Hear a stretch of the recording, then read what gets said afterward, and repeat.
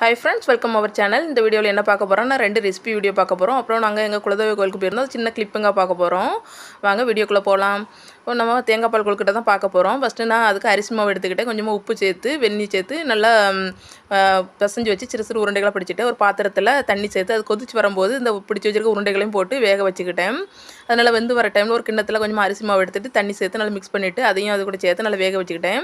அது வெந்து வர டைம்ல தேவையான அளவு சுகர் சேர்த்துக்கலாம், வெல்லம் கூட சேர்த்துக்கலாம். கொஞ்சமா ஏலக்காய் தூள் சேர்த்துட்டு நல்லா வெந்த அப்புறம் லாஸ்ட்டாக தேங்காய் பால் ஊற்றி இறக்கி சாப்பிட்டா செம்ம டேஸ்ட்டாக இருக்கும். அப்புறம் நாங்கள் கோயிலுக்கு கிளம்பிட்டோம். அதாவது திங்கக்கிழமை ஈவினிங் தான் நாங்கள் கிளம்பிக்கிட்டு இருக்கோம். டைம் கிடைக்கல எங்கள் வீட்டுக்காரங்களுக்கு. அவங்க சாப்பிட வர டைமில் தான் நாங்கள் கோயில் கிளம்பி போனோம். அது எங்கே இருக்குன்னா தூத்துக்குடி டு திருச்செந்தூர் ரோட்டில் அது உள்ளே போவோம். அகரம்ங்கிற ஒரு ஒரு பக்கத்தில் தான் இருக்குது. நல்லா பச்சை பசேல்னு நல்லா தண்ணி உள்ள இடமா இருக்கும்.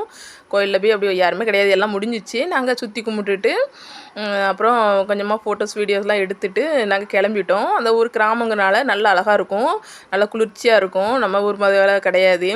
அது எங்கே சுற்றி பார்த்தாலும் வீடுகள் தான் தெரியும். இது நல்லாயிருக்கும். அப்புறம் இது செவ்வாய்க்கிழமை எடுத்துக்கிட்டு இருக்கேன். இது காளானும் பச்சை பட்டாணி போட்டு குருமா தான் ரெடி பண்ணிக்கிட்டு இருக்கேன். ஃபஸ்ட்டு கடாயில் ஆயில் ஊற்றிட்டு தேவையான அளவு கொஞ்சம் கடுகு, அப்புறம் பட்டை, கிராம்பு, சோம்பு இதெல்லாம் போட்டு நல்லா பொரிய விட்ட பிறகு ஒரு 100 கிராம் வெங்காயம் கட் பண்ணி வச்சுருக்கேன். அதையும் போட்டு நல்லா வதக்கிட்டு ஒரு 100 கிராம் தக்காளி கொஞ்சம் உப்பு சேர்த்து நல்லா வதக்கிக்கலாம். அப்புறம் கட் பண்ணி வச்சுருக்க அதாவது இஞ்சி பூண்டு பேஸ்ட் சேர்த்துக்கணும். நான் கொஞ்சம் நசுக்கி தான் சேர்த்துருந்தேன். அப்புறம் கட் பண்ணி வச்சுருக்க உருளைக்கிழங்கு, காளான், சுண்டல் எல்லாமே சேர்த்து நல்லா வதக்கிட்டு கொஞ்சமாக மஞ்சள் பொடி, 2 ஸ்பூன் குழம்பு மிளகாய் தூள் சேர்த்து நல்லா மிக்ஸ் பண்ணி கொஞ்சம் தண்ணி சேர்த்து வேக விடணும்.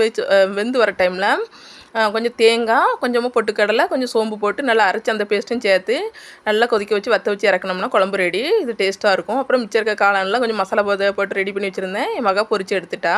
அவ்வளோதான். வீடியோ பிடிச்ச லைக் பண்ணுங்கள், சேனல் சப்ஸ்கிரைப் பண்ணுங்கள்.